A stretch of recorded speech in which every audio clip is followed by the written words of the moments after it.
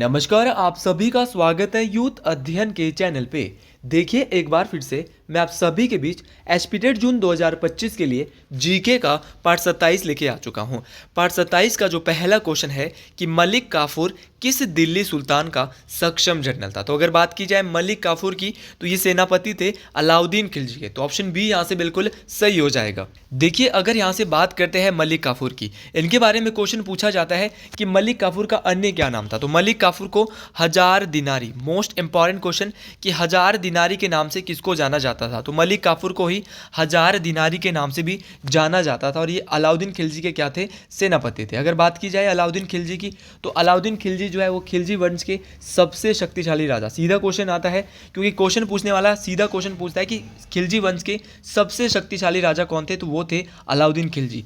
अगर अलाउद्दीन खिलजी की बात करें तो ये अपने आप को सिकंदर द्वितीय भी कहते थे। तो ऐसे राजा जो सिकंदर द्वितीय कहलाते थे खिलजी वंश के, तो वो थे आपके अलाउद्दीन खिलजी। देखिए अगर अलाउद्दीन खिलजी की बात करें तो इनके बचपन का नाम बहुत परीक्षाओं में पूछा जाता है। तो अलाउद्दीन की जो बचपन का नाम था अलाउद्दीन खिलजी का, वो था अली गुरशास्प। अली गुरशास्प। तो अली गुरशास्प जो है वो अलाउद्दीन खिलजी के बचपन का नाम था। एक बार क्वेश्चन पूछने वाले ने क्वेश्चन पूछा था कि जो अमीर खुसरो है वो किसके समकालीन थे। तो अगर बात की जाए अमीर खुसरो की तो वो समकालीन थे किसके, अलाउद्दीन खिलजी के। अगर आप भी एचपीटेट जून की तैयारी कर रहे हैं और आप भी 2025 में अपना जून में टेट क्वालिफाई करना चाहते हैं तो जुड़िए हमारे साथ। हमारे पास आपके लिए लाइव प्लस रिकॉर्डेड क्लासेज, जो क्लासेज लाइव होगी अगर आप लाइव नहीं देख सकते तो बाद में रिकॉर्डेड भी सेम क्लासेज को देख सकते हैं मात्र और मात्र 499 रुपीज़ में। और अगर आप हमारे बैचेस के साथ जुड़ते हैं तो हम आपको 500 तक के जो नोट्स है वो फ्री में देने वाले हैं। तो ये भी आपके लिए बहुत बड़ी यहाँ पर चीज़ रहने वाली है इस बैच में कि आपको नोट्स जो है वो बिल्कुल फ्री मिल रहे हैं। तो जुड़िए बहुत जल्द 499 रुपीज़ में। इस नंबर पे आप कांटेक्ट कर सकते हैं 7876145409। अगर मैं इस क्वेश्चन की बात करता हूँ, ये तो हमारा कॉन्टैक्ट नंबर मैंने यहाँ पर दिया, लेकिन अगर खिलजी वंश की बात करें, अलाउद्दीन खिलजी खिलजी वंश के सबसे शक्तिशाली राजा थे। लेकिन अगर खिलजी वंश की बात करें तो खिलजी वंश की जो स्थापना है वो जलालुद्दीन फिरोज शाह खिलजी के द्वारा, किसके द्वारा, जलालुद्दीन फिरोज शाह खिलजी के द्वारा खिलजी वंश की स्थापना की जाती है। ऑप्शन में आपको एक नाम नजर आ रहा है और वो नाम है इब्राहिम लोदी। इब्राहिम लोदी कौन थे, क्वेश्चन आ सकता है। तो इब्राहिम लोदी की बात करता हूँ तो इब्राहिम लोदी जो है वो लोदी वंश के अंतिम राजा। तो लोदी वंश के अंतिम राजा कौन थे, तो ये भी आपको याद रखना है कि कौन थे, इब्राहिम लोदी। इसी इब्राहिम लोदी के साथ पानीपत की पहली लड़ाई बाबर के साथ लड़ी गई थी। तो पानीपत की पहली लड़ाई, आसान सा क्वेश्चन आ सकता है। तो पानीपत की फर्स्ट वॉर ऑफ पानीपत कब हुई थी, 1526 में। किस किस के बीच, बाबर और इब्राहिम लोदी के बीच में हुई थी। और इस युद्ध में इब्राहिम लोदी की हार होती है और बाबर की जीत होती है। और बाबर भारत में क्या करता है, मुगल सल्तनत की नींव रखता है। ये भी क्वेश्चन आता है भारत में कि मुगल सल्तनत की नींव किसके द्वारा रखी गई थी। तो बाबर के द्वारा। किसको हराया, लोदी वंश के अंतिम राजा इब्राहिम लोदी को। तो सीधा सीधा क्वेश्चन यहां से ये भी बन सकता है। अब ऑप्शन में यहां पर बलबन दिया है। अगर हम बलबन के बारे में बात करें तो बलबन जो है वो एक गुलाम वंश के राजा थे। और अगर बलबन की बात करें तो बलबन के द्वारा एक नीति चलाई गई थी, रक्त व लौ की नीति। तो रक्त व लौ की नीति किसने चलाई, तो रक्त व लौ की जो नीति है, ब्लड एंड आयरन की जो पॉलिसी है वो बलबन के द्वारा चलाई जाती है। ये भी मोस्ट इंपॉर्टेंट बात है। तो ये सारे के सारे क्वेश्चन और सारे नाम, चाहे अलाउद्दीन खिलजी है, इब्राहिम लोदी है, बलबन है, इनके बारे में हमने थोड़ा थोड़ा यहाँ पर देख लिया जो कि टेट परीक्षाओं में आपसे पूछा जा सकता है। अगला क्वेश्चन बहुत ही इंटरेस्टिंग क्वेश्चन है कि तालीकोटा का युद्ध किस वर्ष हुआ। नॉर्मल सा क्वेश्चन, और टेट परीक्षाओं में भी ऐसे बेसिक क्वेश्चन यहाँ पर देखने को मिलते हैं जो कि बहुत ही बेसिक रहते हैं। तो तालीकोटा की जो लड़ाई है वो 1565 में हुई। ऑप्शन सी यहाँ से बिल्कुल सही हो जाएगा। लेकिन क्वेश्चन पूछने वाला कल के लिए ये भी पूछ सकता है कि जो तालीकोटा की लड़ाई है वो किस किस के बीच में हुई। तो तालीकोटा की जो लड़ाई हुई थी वो विजयनगर साम्राज्य और दक्कन सल्तनत, तो याद रखना है दक्कन सल्तनत और विजयनगर साम्राज्य के बीच 1565 में क्या होती है, तालीकोटा की लड़ाई होती है। अब युद्ध बहुत सारे हुए। अगर मैं युद्धों की बात करता हूँ तो युद्ध बहुत सारे हुए, लेकिन कुछ युद्ध हम यहाँ पर देखेंगे आज। और जो एक्स्ट्रा चीज़ें आपको करवाई जाती है उन चीज़ों को आप अपने कॉपी में नोट डाउन कर ले, लिख ले उनको अपने नोटबुक में, क्योंकि ये मोस्ट इंपॉर्टेंट चीज़ें रहने वाली है। अगर मैं बात करता हूँ आपका चंदावर का युद्ध, चंदावर का युद्ध बहुत इंपॉर्टेंट है। चंदावर का युद्ध, चंदावर का जो युद्ध हुआ था वो 1194 में हुआ था। 1194 में युद्ध जो है मोहम्मद गौरी और जयचंद के बीच में हुआ था। और इस युद्ध में मोहम्मद गौरी ने किसको हराया था? चंदावर के युद्ध में। और 1194 में मोहम्मद गौरी ने हराया था किसको? जयचंद को। याद रखना है 1194 से ठीक पहले भी दो युद्ध हुए थे। एक हुआ था 1191 में, एक हुआ था 1192 में। 1191 में हुआ था तराइन का पहला युद्ध, पूछा जा सकता है तराइन का पहला युद्ध, और तराइन का दूसरा युद्ध हुआ था 1192 में, ठीक एक साल बाद। ये जो दोनों युद्ध हुए थे, तराइन का पहला युद्ध और दूसरा युद्ध, एक 91 में हुआ था, एक 1192 में हुआ था। तो तराइन के पहले युद्ध में क्या हुआ था कि जो पृथ्वीराज चौहान है उसने मोहम्मद गौरी को हरा दिया। लेकिन तराइन के दूसरे युद्ध में मोहम्मद गौरी की क्या हो गई भैया? विजय हो गई, क्योंकि इस युद्ध में जयचंद ने साथ दिया था किसका? मोहम्मद गौरी का। लेकिन ठीक 3 साल बाद आप देख सकते हैं 1194 में कौन सा युद्ध हुआ? चंदावर का युद्ध। और इसी चंदावर के युद्ध में हार का सामना करना पड़ा था उसी जयचंद को, किसने? जिसने तराइन के दूसरे युद्ध में सहायता की थी किसकी? मोहम्मद गौरी की। उसी प्रकार अगर मैं पानीपत के युद्ध की बात करता हूँ तो पानीपत के जो युद्ध है वो भी मोस्ट इंपॉर्टेंट है। पानीपत का पहला युद्ध 1526 में बाबर और इब्राहिम लोदी के बीच में हुआ था, जिसमें बाबर की जीत हुई थी। पानीपत का दूसरा युद्ध हुआ था 1556 में। 1556 में पानीपत का दूसरा युद्ध अकबर किसके बीच हुआ था भाई? अकबर और हेमू। अकबर और हेमू, और इस युद्ध में अकबर की विजय हुई थी। और पानीपत की जो तीसरी लड़ाई हुई थी वो हुई थी 1761 में। 1761 में जो पानीपत की तीसरी लड़ाई होती है वो अहमद शाह अब्दाली और मराठों के बीच में होती है, जिसमें अहमद शाह अब्दाली जो है मराठों को हरा दिया था।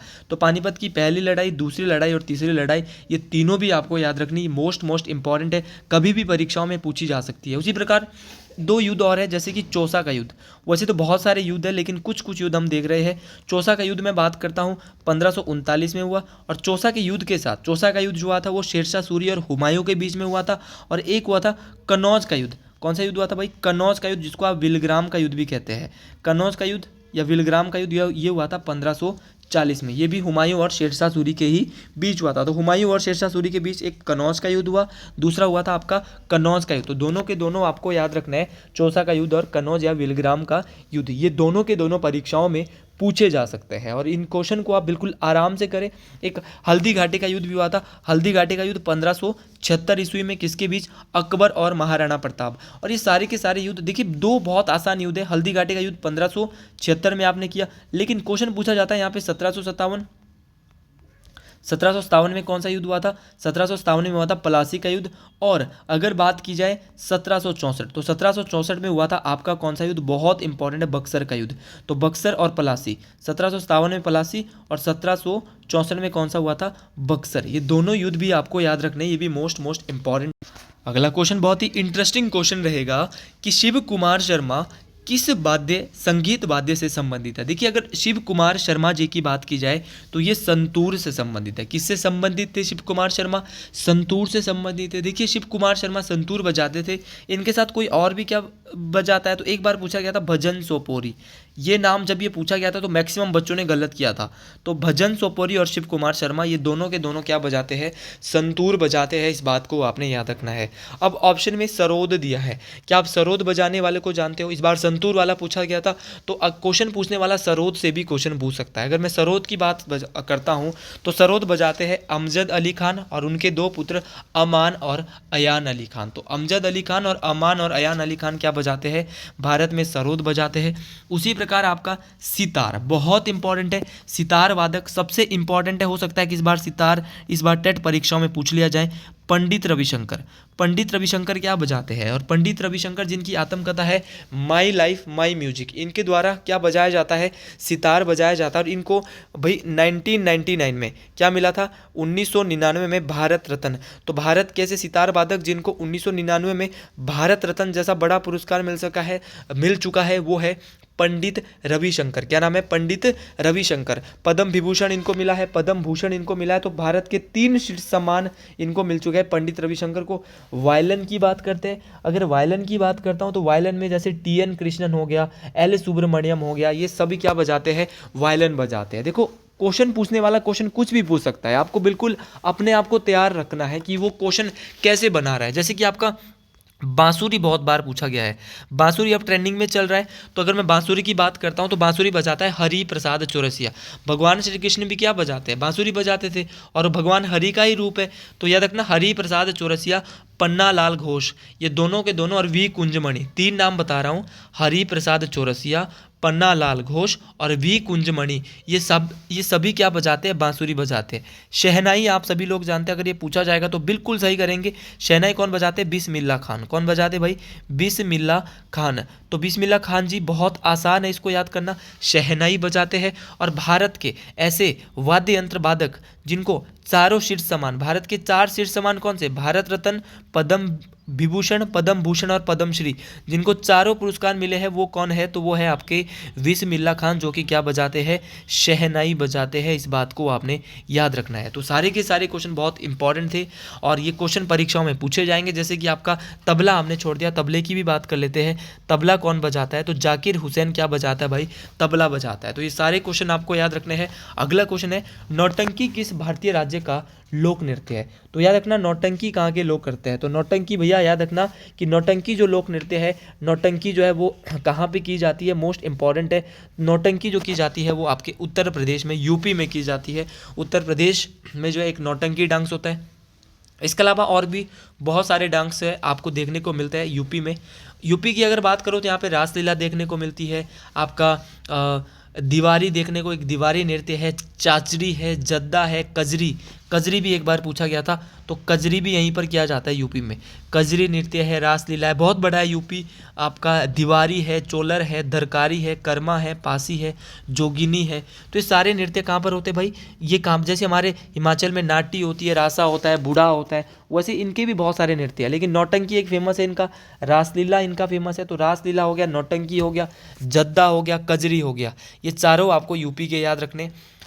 भारत में बहुत सारे राज्य हैं और उनके अलग अलग लोक नृत्य है। जैसे कि अगर मैं कुछ क्लासिकल डांस की बात करता हूँ, वो कम है तो वो सबसे ज़्यादा पूछे जाते हैं। जैसे कि आपका कुचिपुड़ी, कुचिपुड़ी, तो याद रखना कुचिपुड़ी कहाँ का है, बहुत बार पूछा गया और इस बार हो सकता है यही पूछे। तो ये याद रखना, कुचिपुड़ी से आपको याद रखना कच्ची पूरी, क्या याद रखना है, कच्ची पूरी। और कच्ची पूरी कौन खाता है, अंधा, जो जिसमें तो आँखें होगी वो तो नहीं खाएगा भाई।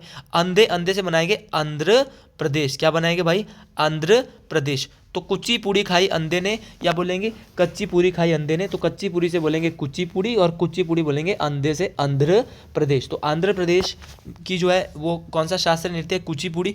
उसी प्रकार एक है आपका कथक, कथक क्लासिकल डांस। तो कथक भी कहाँ होता है, कथक भी आपके यूपी में होता है। लेकिन अगर पूछा जाएगा कथकली, कथकली और मोहिनी अट्टम, दोनों के दोनों शास्त्रीय नृत्य है और दोनों ही इंपॉर्टेंट है।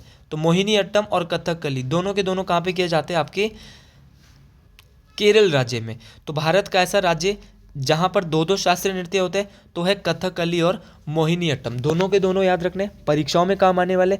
और यहाँ से भी क्वेश्चन पक्का मुझे लग रहा है कि बनेगा। तो कथकली और मोहिनी अट्टम कहाँ पे होते हैं, केरल राज्य में होते हैं। उसी प्रकार आपने सुना होगा भरतनाट्यम, भरतनाट्यम। तो भरतनाट्यम की बात करें तो ये भारत का सबसे पुराना क्लासिकल डांस है। तो भारत का सबसे पुराना शास्त्रीय नृत्य कौन सा है, भरतनाट्यम। लेकिन क्वेश्चन पूछा जाता है किस राज्य में भारत के किया जाता है, तो भरतनाट्यम किया जाता है तमिलनाडु। किस में किया जाता है भैया, याद रखना, तमिलनाडु में किया जाता है भरतनाट्यम। तो याद रखेंगे तमिलनाडु में किया जाता है भरतनाट्यम। सबसे पुराना क्लासिकल डांस है भारत का भरतनाट्यम, मोस्ट इंपॉर्टेंट है। और इसके अलावा हम अगले क्वेश्चन की बात करें। अगला क्वेश्चन बहुत ही इंटरेस्टिंग क्वेश्चन है कि फ्रांसीसी क्रांति का प्रारंभ किस वर्ष हुआ। तो फ्रांसीसी क्रांति से ज़्यादा नहीं पढ़ेंगे। फ्रांसीसी क्रांति का जो प्रारंभ है वो 1789 के आसपास कब हुआ था, 1789 है उसके आसपास हुई थी आपकी फ्रांसीसी क्रांति। और ये क्वेश्चन ना टेट परीक्षाओं में 4 बार पूछ लिया है, बेसिक क्वेश्चन है और सेम क्वेश्चन उठाते हैं इसी क्वेश्चन को। तो अब जब जो क्वेश्चन सेम क्वेश्चन उठाया जाता है तो उस क्वेश्चन को आप बिल्कुल गलत ना करें, उस क्वेश्चन को आप बहुत अच्छे से याद करें। तो अगर मैं बात करता हूँ फ्रांसीसी क्रांति की प्रारंभ होने की, तो ये 1789 में प्रारंभ हुई थी। अगला क्वेश्चन बहुत ही इंटरेस्टिंग क्वेश्चन है कि सूर्य पृथ्वी से कितना गुना बड़ा है। तो सूर्य पृथ्वी से कितना गुना बड़ा है, तो सूर्य पृथ्वी से 13 लाख गुना बड़ा है। इस बात को आपने याद रखना है, ऑप्शन सी यहाँ से बिल्कुल सही हो जाएगा। अब क्वेश्चन पूछा जाता है कि जो सूर्य की किरणें हैं वो पृथ्वी तक कितने समय में पहुँचती है। तो जो सूर्य की किरणें हैं वो पृथ्वी तक जो है वो 8 मिनट और 20 सेकेंड। तो 8 मिनट और 20 सेकंड में सूर्य की किरणें कहाँ पर पहुँचती है, पृथ्वी तक पहुँचती है। इस बात को आपने याद रखना है।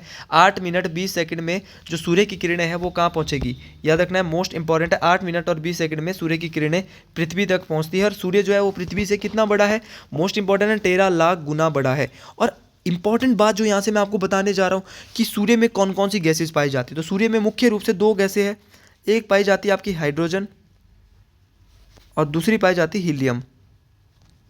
एक हाइड्रोजन पाई जाती है, दूसरी हीलियम पाई जाती है। हाइड्रोजन कितनी % पाई जाती है, तो हाइड्रोजन आपके 70% के आसपास पाई जाती है और हीलियम जो है वो 28% के आसपास पाई जाती है। बाकी थोड़ी बहुत ऑक्सीजन और कार्बन डाइऑक्साइड भी यहाँ पर होती है। तो याद रखना हाइड्रोजन और हीलियम की मात्रा जो है सूर्य में सबसे ज़्यादा होती है, जिसके कारण वहाँ पर नाभिकीय संलयन, न्यूक्लियर फ्यूजन भी वहाँ पर होता रहता है। तो ये दोनों बातें भी आपको याद रखनी है, मोस्ट इंपॉर्टेंट है। टेट परीक्षाओं में ना बेसिक क्वेश्चन पूछ लिए जाते हैं और बेसिक क्वेश्चन आपको पता होने चाहिए। अगला क्वेश्चन है कि सौर मंडल में कितने ग्रह हैं। भाई सौर मंडल में कुल 8 ग्रह है, ये तो सब लोग जानते हैं। पहले 9 ग्रह होते थे लेकिन अब जो है 8 रह गए। किसको बाहर किया है, प्लूटो को। प्लूटो को कब ग्रहों की नियम से बाहर किया है, तो 2006 में। 2006 में प्लूटो को बाहर कर अब बौना ग्रह बनाया गया है। मैं सौर मंडल के 8 ग्रह कुछ यहाँ पर ड्रॉ कर रहा हूँ। सौर मंडल के टोटल 8 प्लैनेट्स है। अब सबसे पहले आता है मरकरी, फिर आता है वीनस जिसको बोलते हैं शुक्र, फिर आता है पृथ्वी जिसको अर्थ बोलते हैं, फिर आता है आपका मंगल, मंगल के बाद आता है आपका जुपिटर, जुपिटर के बाद आता है आपका सैटर्न, सैटर्न के बाद आता है यूरेनस, फिर आता है नेपच्यून। तो सारे के सारे आपको याद रखने हैं। बुध, बुध के बाद दूसरे नंबर पे शुक्र, पृथ्वी, मंगल, बृहस्पति, शनि, अरुण और वरुण। तो सबसे नज़दीक कौन सा है, बहुत बार क्वेश्चन पूछा जाता है कि सूर्य के सबसे नज़दीक ग्रह कौन सा है, तो है बुध। क्वेश्चन ये भी आता है कि आकार में सबसे छोटा प्लेनेट कौन सा है, तो वो भी कौन सा है, मर्क्यूरी है। ये सारी चीज़ें मोस्ट इंपॉर्टेंट है। क्वेश्चन ये पूछता है कि आकार में सबसे बड़ा है, तो आकार में सबसे बड़ा है बृहस्पति, जुपिटर। जुपिटर तो है वो साइज में सबसे बड़ा है, मोस्ट इंपॉर्टेंट है। अब नीला ग्रह किसको बोलता है, ये भी क्वेश्चन आता है कि ब्लू प्लेनेट किसको बोलते हैं सोलर सिस्टम में, तो वो बोलते हैं अर्थ को। पृथ्वी को जो है वो नीला ग्रह, लेकिन लाल ग्रह किसको बोलता है, ये भी क्वेश्चन आता है। तो मंगल ग्रह को लाल ग्रह कहा जाता है, मोस्ट इंपॉर्टेंट है। और 4 ग्रह आंतरिक होते हैं और 4 ही ग्रह बाह्य होते हैं। अब आंतरिक और बाह्य ग्रह को अलग कौन करते हैं, तो आंतरिक और बाह्य ग्रह को अलग करते हैं एस्ट्रॉयड, जिनको बोलते हैं क्षुद्र ग्रह। क्या बोलते हैं, क्षुद्र ग्रह जो है वो आंतरिक ग्रह और बाह्य ग्रह को भी अलग करते हैं। इस बात को आपने याद रखना है, ये भी मोस्ट इंपॉर्टेंट बात है। देखिए क्वेश्चन पूछने वाला क्वेश्चन यहाँ से लेवल बढ़ा सकता है। क्वेश्चन पूछ सकता है कि ऐसा ग्रह सौर मंडल का जिसके नीचे वलय पाई जाती है और उन वलय की संख्या 7 होती है, तो वलय पाई जाती है किसके नीचे, शनि के नीचे। और क्योंकि इसकी एग्जैक्ट वलय हमें पता है कितनी है, 7 है। सूर्य से सबसे नज़दीक तो बुध है, सबसे दूर कौन सा है, तो सबसे दूर है वरुण। और एक क्वेश्चन बहुत इंपॉर्टेंट है कि सौर मंडल का ऐसा ग्रह कि जो सूर्य का चक्कर सबसे जल्दी लगाता है, वो लगाता है मात्र और मात्र 88 दिनों में, तो वह है बुध ग्रह। तो बुध ग्रह की अगर मैं बात करूँ तो ये सूर्य का जो चक्कर है वो सबसे कम दिनों में लगाता है। इस बात को भी आपने याद रखना है, ये भी मोस्ट इंपॉर्टेंट बात है। तो बहुत कुछ देख लिया सोलर सिस्टम से। अगला क्वेश्चन है कि vernal equinox is on which date. तो भाई जो वसंत विश्व होता है वो किस तिथि को होता है, क्वेश्चन बहुत पढ़ा लिया है, तो ये होता है 21 मार्च को। इस क्वेश्चन के बारे में ज़्यादा नहीं पढ़ेंगे, तो 21 मार्च को होता है वसंत विश्व। उसी प्रकार 21 जून को अंतर्राष्ट्रीय योग दिवस मनाया जाता है, मोस्ट इंपॉर्टेंट है। अगर मैं डेज की बात करता हूँ तो डेज तो यहाँ पर बहुत सारे हैं, जैसे कि 8 मई को क्या मनाया जाता है, तो 8 मई को रेड क्रॉस डे मनाया जाता है। अच्छा कमेंट बॉक्स में बताएंगे कि 8 मार्च को क्या मनाया जाता है, ये इस बार पेपर में आएगा। अगला क्वेश्चन है कि बेसाल्ट है एक, तो बेसाल्ट एक प्रकार की आग्नेय चट्टान है। जी हाँ बिल्कुल, इग्नियस रॉक्स है बेसाल्ट। 3 प्रकार की चट्टानें होती है, आग्नेय चट्टानें, सेडिमेंट्री चट्टानें, अपसादी चट्टानें और कायांतरित और रूपांतरित चट्टानें, मेटामॉर्फिक रॉक्स।